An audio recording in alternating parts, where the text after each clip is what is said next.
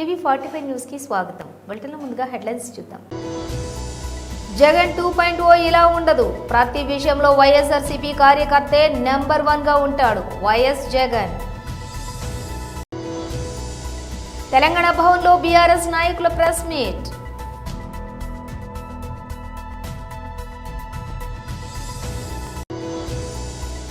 Doctor S Prakash Reddy and Shri S Kumar మీడియాతో మాట్లాడుతున్నారు.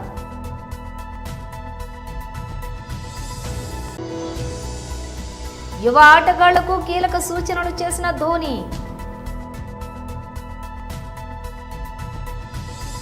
ఇక డీటెయిల్స్ చూస్తే కార్యకర్తలు పడుతున్నటువంటి కష్టం చూసిన వ్యక్తిగా చెబుతున్నా. రేపు ఇలా ఉండదు. జగన్ 2.0 ఇలా ఉండదు. ప్రతి విషయంలో వైఎస్ఆర్సీపీ కార్యకర్త నెంబర్ 1 గా ఉంటాడు. నేడు ఎవరేం చేసినా పేరు రాసుకోండి. అన్యాయం చేసిన వాళ్లకు సినిమా మనం చూపిస్తాం. మ్యానుఫ్యాక్చర్డ్ విట్నెస్లు అంటే ఒక నేరంతో ఒక మనిషికి సంబంధం ఉండదు, కానీ ఏకంగా వీళ్ళకి సంబంధించిన ఒక వ్యక్తిని క్రియేట్ చేస్తున్నారు. ఆయన చేత ఆయనను అప్రూవర్ అంటున్నారు, ఆయన చేత ఇష్టం వచ్చిన మాటలు మాట్లాడిస్తున్నారు, ఒక ఎవిడెన్స్ మ్యానుఫ్యాక్చర్డ్ ఎవిడెన్స్ క్రియేట్ చేయిస్తున్నారు. ఆ మనిషితో ఈ మనిషి పేరు చెప్పిస్తున్నారు, ఈ మనిషిని ఇలా అరెస్ట్ చేస్తూ ఉన్నారు. ఇంతవరకు ఎప్పుడు హిస్టరీలో ఇటువంటి కార్యక్రమాలు ఎప్పుడు జరగల. ఒక తప్పుడు సాంప్రదాయానికి పెద్ద మనిషి చంద్రబాబు నాయుడు గారు ఈరోజు బీజం వేస్తూ ఉన్నాడు. ప్రతి నియోజకవర్గంలో కూడా పాత కేసులు ఏమేమి ఉన్నాయని చెప్పి తవ్వుతున్నారు. ఆయన పాత కేసులలో ఇప్పుడు మన ఎమ్మెల్యే క్యాండిడేట్లను ఎలా ఇరికించాలి అని చెప్పి, ఆ కేసుల్లో ఎలా ఇరికించాలి అని చెప్పి ఇప్పుడు చూస్తూ ఉన్నారు. ఏ తప్పు జరగకపోయినా కూడా యాక్టివ్గా ఎవడైనా కార్పొరేటర్ ఉన్నా, ఎవడైనా ఎంపీటీసీ ఉన్నా, ఎవడైనా జెడ్పీటీసీ ఉన్నా, లేకపోతే ఎవరైనా లీడర్ ఉన్నా సరే విజిలెన్స్లో ఎలా ఇరికించాలా, తప్పుడు కేసు ఎలా పెట్టించాలా అనే సంస్కృతితోనే ఈరోజు పాలన సాగుతూ ఉంది. నేను ఒకటి చెప్తా ఉన్నా. ఈరోజు కష్టంలో ఉన్న వైఎస్ఆర్సీపీ అన్నదమ్ములను నేను ఈరోజు చూస్తూ ఉన్నా. నేను మీ అందరికీ ఒకటే చెప్తా ఉన్నా. మీ అన్నగా, మీ తమ్ముడిగా, మీ బిడ్డగా ఒకటి చెప్తా ఉన్నా.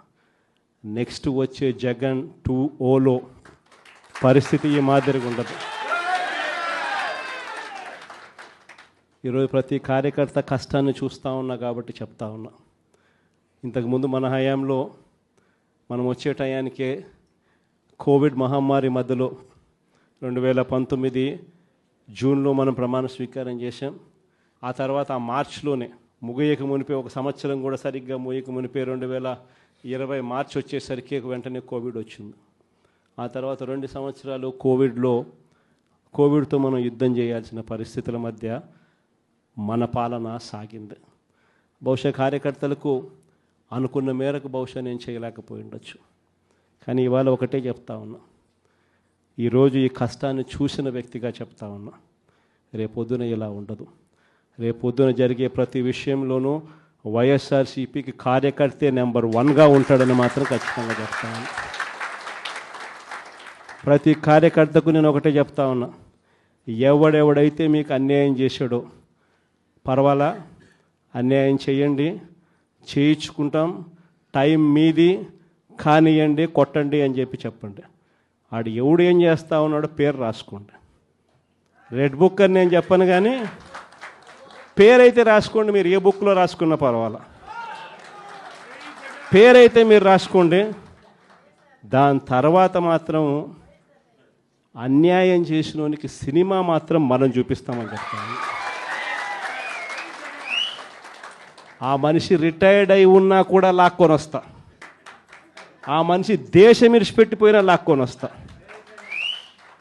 ఎవరిని వదిలిపెట్టేది ఉండదు. ఒక్కొక్కడికి మాత్రం సినిమా మాత్రం ఎలా చూపించానో అలా చూపిస్తామని మాత్రం చెప్తాను. ఖచ్చితంగా ఏదైతే నాటుతున్నారో, ఏదైతే ఇత్తుతున్నారో, ఇది రెండింతలు వీళ్ళకు పండే కార్యక్రమం కూడా జరుగుతుందని మాత్రం ప్రతి కార్యకర్తకు గట్టిగా చెప్పండి. తెలంగాణ భవన్లో బీఆర్ఎస్ నాయకులు ప్రెస్ మీట్. కాళేశ్వరం ప్రాజెక్టు మీద అటెండ్ కావాలని చెప్పేసి నోటీసులు ఇవ్వడం అనేది తెలంగాణ సమాజం మొత్తం కూడా ఉలిక్కిపడే విధంగా, బాధపడే విధంగా ఈరోజు రేవంత్ రెడ్డి సర్కార్ చేసింది. ఈరోజు కేసీఆర్ గారు నోటీస్ ఇచ్చాడు కాదు, ఈ యొక్క రేవంత్ రెడ్డి ప్రభుత్వం తెచ్చుకున్న తెలంగాణ సమాజం మొత్తం మీద, తెలంగాణ ప్రజల మీద మొత్తాన్ని మీద దాడిగా భావిస్తూ మీరు ఇచ్చిన నోటీసు కేసీఆర్ అనుకుంటున్నారు కావచ్చు, మీరు ఇచ్చిన నోటీసు కాళేశ్వరం పంట మీద లక్షలాది మంది రైతులు పండించిన పంట సజీవంగా ఉండే కాళేశ్వరం ప్రాజెక్టుకు ఈరోజు ఆ రైతులందరికీ మీరు నోటీస్ ఇచ్చినట్టు 50-60 సంవత్సరాల కరువును ప్రాళదోలిన కాళేశ్వరం ప్రాజెక్టు తెలంగాణ రాష్ట్ర సాధించిన భాగంగానే ఈరోజు రావడం జరిగింది. తెలంగాణ రాష్ట్రం ఏర్పాటు చేసుకున్నందుకు ఆ సంతోషం ఉన్న రైతులందరి మీద నోటీస్ ఇచ్చినట్టుగా భావిస్తూ ఈరోజు మీకు రేవంత్ రెడ్డి గారు ఒక పైశాచిక ఆనందం పొందిండు. కేసీఆర్ గారు నోటీస్ ఇచ్చినాం, కేసీఆర్ గారు కాళేశ్వరం మీద అటెండ్ అవుతారు అని ఒక పైశాచిక ఆనందం పొందుతున్నాడు. ఈరోజు నేను ఒక్కటి సూటిగా ఈరోజు రేవంత్ రెడ్డి గారు ప్రభుత్వాన్ని అడుగుతున్నాను. మీరు కాళేశ్వరం ప్రాజెక్టు కూలిందని తెలంగాణ సమాజం మొత్తాన్ని కూడా ఒక తప్పుతో పట్టించేసిండు. ప్రాజెక్టు మొత్తం కూలిపోయిందని, దాని మీద ఎంక్వైరీ కమిషన్ వేసినామని చెప్పేసి అన్నీ తప్పుదో పట్టింది. మళ్ళీ ఒక్కసారి మీకు చెప్తున్నాం, ఈరోజు కాళేశ్వరం ప్రాజెక్ట్ అనేది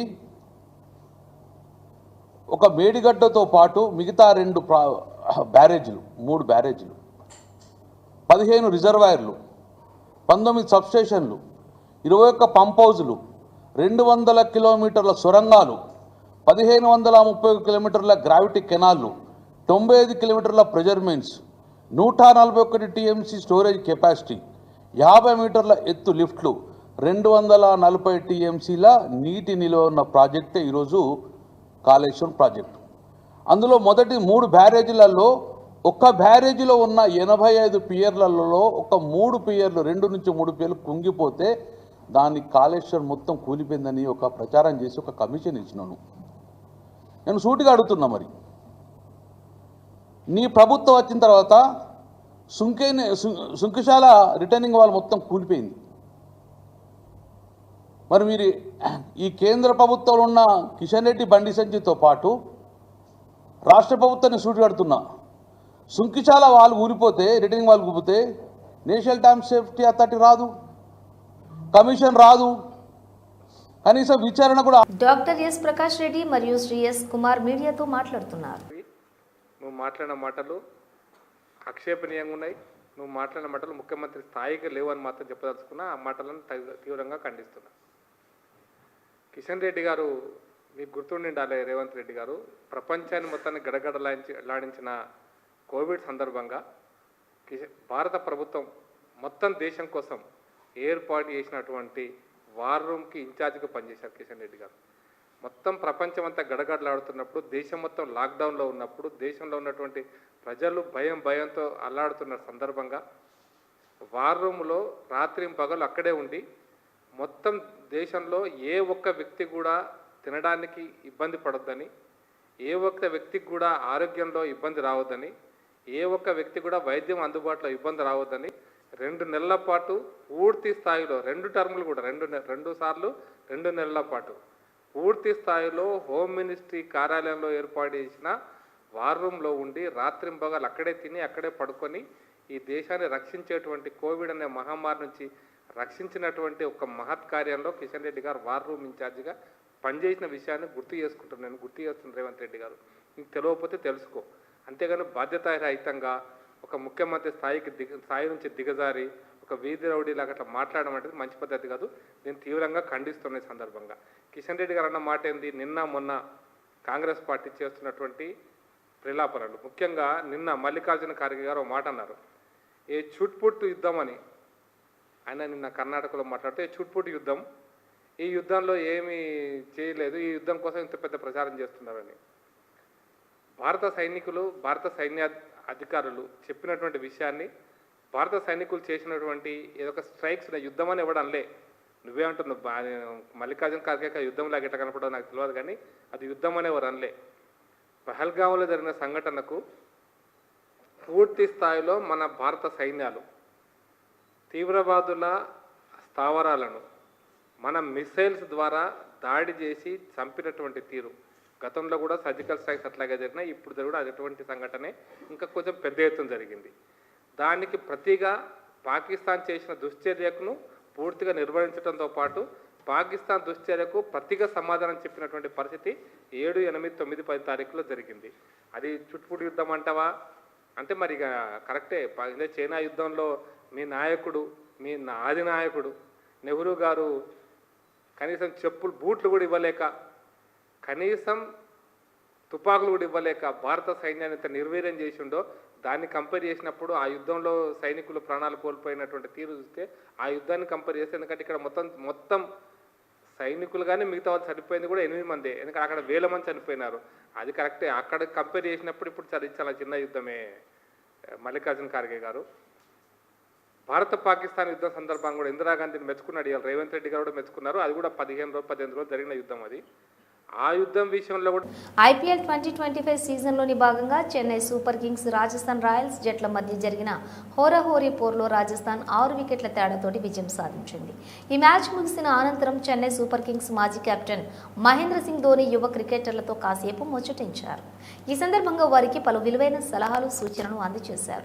యువ ఆటగాళ్లను ఉద్దేశించి ధోని మాట్లాడుతూ, మీ మీద అంచనాలు పెరిగినప్పుడు ఒత్తిడికి గురి కావద్దు. సీనియర్ ఆటగాళ్లు కోచింగ్ సిబ్బంది నుంచి నేర్చుకోండి. యువ ఆటగాళ్లు 200+ స్ట్రైక్ రేట్ తోటి పరుగులు చేయాలనుకున్నప్పుడు బ్యాటింగ్లో నిలకడగా కొనసాగించడం కష్టమే. అయినా మ్యాచ్లో ఏ దశలో అయినా సరే 6లు కొట్టగల సామర్థ్యం వారి సొంతం అని అన్నారు. అంచనాల భారాన్ని మోయకుండా సహజ సిద్ధమైన ఆట తీరును ప్రదర్శించాలని యువకులకు సూచించారు. ఇదే క్రమంలోనే తమ జట్టు ప్రదర్శన పైన ధోని స్పందించారు. మేం ప్రత్యర్థి జట్టు ముందు మంచి లక్ష్యమే ఉంచాం, కానీ మ్యాచ్ ఆరంభంలోనే త్వరగా వికెట్లు కోల్పోవడంతో లోయర్ మిడిల్ ఆర్డర్పై ఒత్తిడి పడింది. బ్రవేస్ చక్కటి ఇన్నింగ్స్ ఆడాడు. అతడు బ్యాటింగ్ చేస్తున్నప్పుడు రన్ రేట్ చక్కగా ఉంది, కానీ మేము మొదట్లోనే వికెట్లు కోల్పోవడంతో దాన్ని కొనసాగించలేకపోయాం అని ధోని వివరించారు. అలాగే పేసర్ కాంబోజ్ బౌలింగ్ను ప్రశంసించి, కాంబోజ్ చక్కగా బౌలింగ్ చేశాడు. మనం ఊహించినటువంటి దానికంటే కూడా అతడి బంతులు మనల్ని వేగంగా తాకుతాయి. పవర్ ప్లేలోని 3 ఓవర్లు బౌలింగ్ చేయడం అంటే అంత తేలిక కాదు, కానీ కంబోజ్ బాగా బౌలింగ్ చేశాడు అని ధోని కొనియాడారు. కాగా ఈ మ్యాచ్లో తొలుత బ్యాటింగ్ చేసిన చెన్నై జట్టు నిర్ణీత 20 ఓవర్లలో 8 వికెట్ల నష్టానికి 187 పరుగులు చేసింది. అనంతరం రాజస్థాన్ రాయల్స్ 17.1 ఓవర్లలోనే కేవలం 4 వికెట్లు కోల్పోయి లక్ష్యాన్ని ఛేదించింది. కామారెడ్డి జిల్లా లింగపూర్ మున్సిపల్ పరిధిలో వడ్ల భాస్కర్ కొడుకు నిఖిల్ తాగుడుకు గంజాయికి బానిసై ఇద్దరూ ప్రతిరోజు ఇంట్లో గొడవలు కావటం, విదేశాలకు పంపినా సరిగ్గా పని చేయకపోవటం, డబ్బులు ఇవ్వమని గొడవ పడటంతో తండ్రి మనస్తాపానికి గురై ఇనుపరాడుతో తలపై కొట్టడం జరిగింది. తీవ్ర గాయాలు కావడంతో హాస్పిటల్కి తీసుకెళ్లి ట్రీట్మెంట్ ఇప్పించి అనంతరం ఇంటికి తీసుకువెళ్లి తెల్లవారుజామున రాడ్డుతో మళ్లీ కొట్టి ఇంటి నుండి పారిపోవడం జరిగింది. అనంతరం కొడుకు చనిపోవడం జరిగిందని అడిషనల్ ఎస్పీ చైతన్య తెలపడం జరిగింది. ఈ కేసుని సిఐ రామన్, టౌన్ ఎస్ఐ రాజు కేసుని చూస్తున్నారని తెలిపారు. సో ఎంక్వైరీ చేస్తే తేలింది ఏంటంటే ఈ వడ్ల నిఖిల్ అనే అతను ఏ జాబ్ చేయకపోయేది అండ్ తాగుడు కొంచెం బానిస్తాడు. సో ఇంటికి వచ్చి ఇంట్లో తల్లిదండ్రులతో కొట్లాడడం అండ్ వాళ్ళ నుంచి మనీ అది అడగడం అండ్ అక్కతో కూడా కొట్లాడడం ఇట్లాంటివన్నీ చేస్తారు. సో వాళ్ళ తండ్రి అయిన వడ్ల భాస్కర్, సో వడ్ల భాస్కర్ అతన్ని ఆ రోజు 18వ తారీఖు రాత్రి 11:30 అట్లా కట్టెతోటి కొట్టాడు. కొట్టిన తర్వాత ఇతన్ని హాస్పిటల్కి షిఫ్ట్ చేశారు అండ్ ట్రీట్మెంట్ అయింది. దాని తర్వాత మళ్ళీ తీసుకొచ్చారు.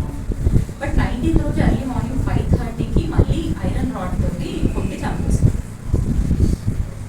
సో దాని తర్వాత అతను పరారీలో ఉన్నాడు. సో ఎస్పీ సార్ ఆదేశాల మేరకు ఒక టీం ఫామ్ చేయడం జరిగింది. సో ఈరోజు మార్నింగ్ 10:30కి అట్లా అతను ఆ నిందితుడు వడ్ల భాస్కర్ దొరికాడు.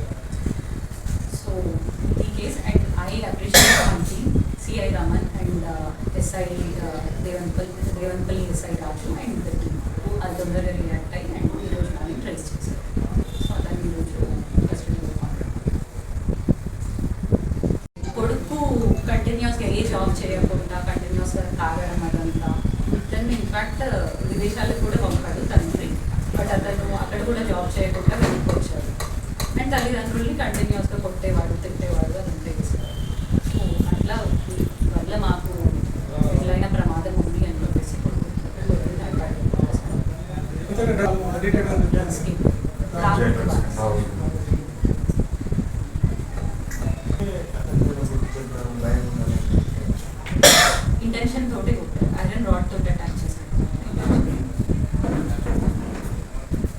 మిస్సింగ్ అయిన మర్డర్ అయిన వాళ్ళు భార్యలు భర్తలను చంపిన కేసులు అన్ని సాల్వ్ అయినాయి కదా.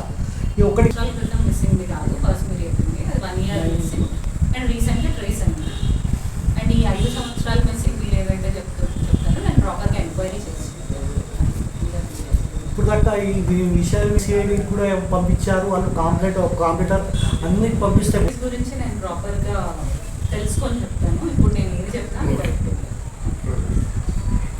వాళ్ళ మీద కూడా కేసు. సో అండ్ ఫర్దర్గా ప్రెస్ వాళ్ళు కానీ యూట్యూబ్ వాళ్ళు కానీ ఎవరు కానీ ఇట్లాంటి ఎక్స్టార్షన్స్ కానీ ఏది చేసినా కఠినమైన చర్యలు తీసుకోవడం జరుగుతుంది. యూట్యూబర్స్ పైన కేసు పెట్టడం జరుగుతుంది. ఎగ్జాక్ట్ సెక్షన్ వాళ్ళ నిఘా అయితే ఓకే. ఇంకా ఫర్దర్గా ఎంక్వైరీ చేసి వాళ్ళు కొట్టి వాళ్ళకి డబ్బులు లాక్కొని వాళ్ళకి తీసుకొచ్చి వేరే ప్లేస్ పెట్టిన వాళ్ళ మీద ఇలా కొట్టడం అవన్నీ ఎలిగేషన్స్, అవి ప్రాపర్గా ఎక్కడ ప్రూవ్ కాదు.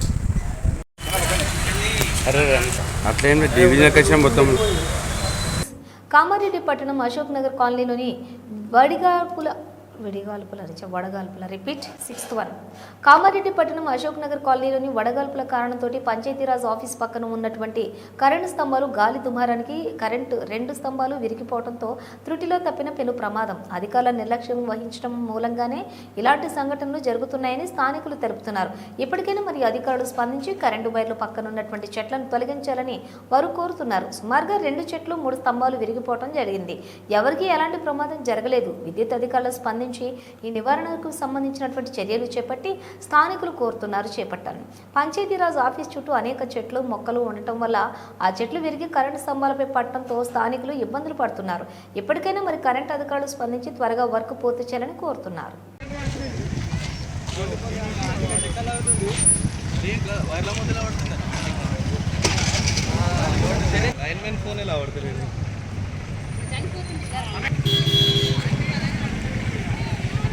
హలో అన్న, ఇక్కడ పంచాయతీరాజ్ ఆఫీస్ దగ్గర మెయిన్ వైర్లు అనేది అయిపోయినాయి అన్న. ఇక్కడ పంచాయతీరాజ్ వెనుక ట్రాన్స్ఫారం ఉంది కదా, అది మొత్తం పడిపోయింది, కంబ ఇరిగిపోయింది, పెద్ద గాలి వచ్చింది, చెట్టు పడిపోయింది. పంచాయతీరాజ్ ఆఫీస్లో ఉన్న చెట్టు మొత్తం, కరెంటు కూడా బంద్ కాలేదు.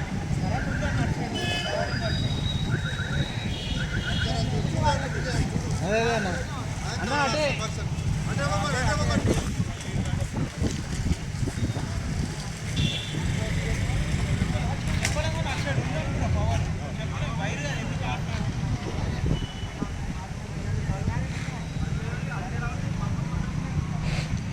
ఇరాన్లోని అణు కేంద్రాలపై దాడులకు ఇజ్రాయెల్ సన్నద్ధమవుతోందని అమెరికా నిఘా వర్గాలు అంచనా వేస్తున్నట్లు CNN వార్తా సంస్థ వెల్లడించింది. అమెరికా అధికారుల సమాచారం మేరకు ఈ కథనాన్ని ప్రచురించినట్లుగా తెలిపింది. అయితే ఈ దాడుల విషయంలో ఇజ్రాయెల్ ఉన్నతాధికారులు తుది నిర్ణయం తీసుకున్నారా లేదా అనే దానిపైనే ప్రస్తుతానికి స్పష్టత లేదని వెల్లడించింది.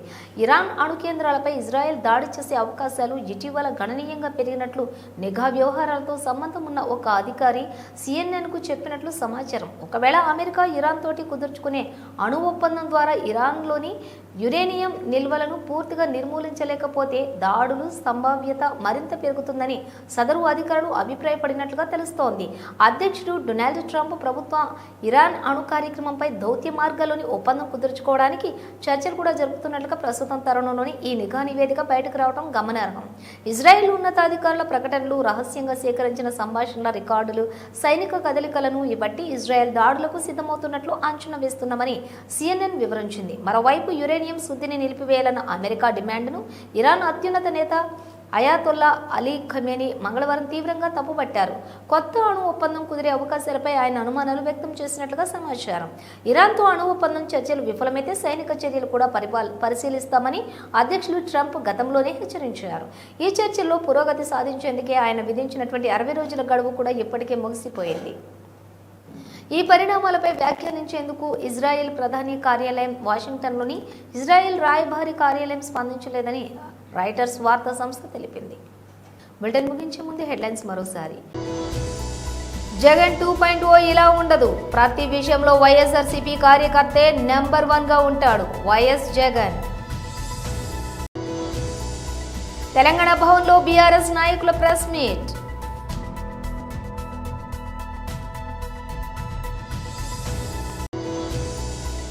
Doctor S Prakash Reddy and Shri S Kumar మీడియాతో మాట్లాడుతున్నారు.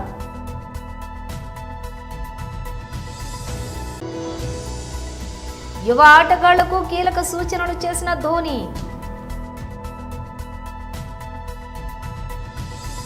ఇవి బులెటిన్ విశేషాలు. మరో బులెటిన్తో మళ్ళీ కలుద్దాం. అంతవరకు చూస్తూనే ఉండండి న్యూస్.